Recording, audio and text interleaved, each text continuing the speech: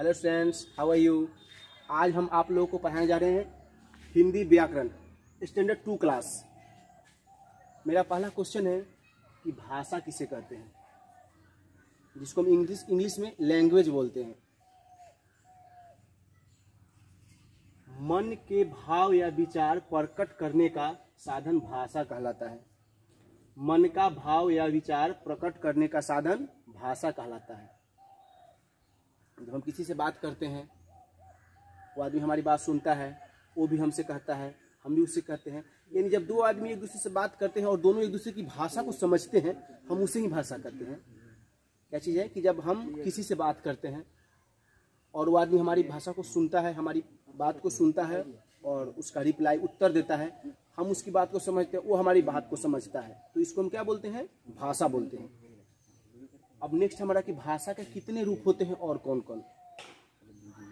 भाषा के 2 रूप होते हैं। भाषा के 2 रूप होते हैं। पहला है मौखिक भाषा और दूसरा है लिखित भाषा। अब है कि मौखिक भाषा किससे कहते हैं?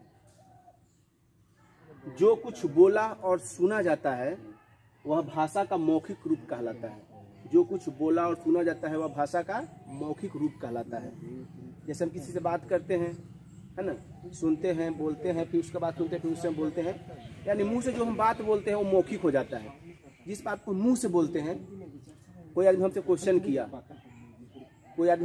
किया, हम उसका आंसर मुंह से बोलकर बता दिए, तो क्या हो गया? मौखिक हो गया।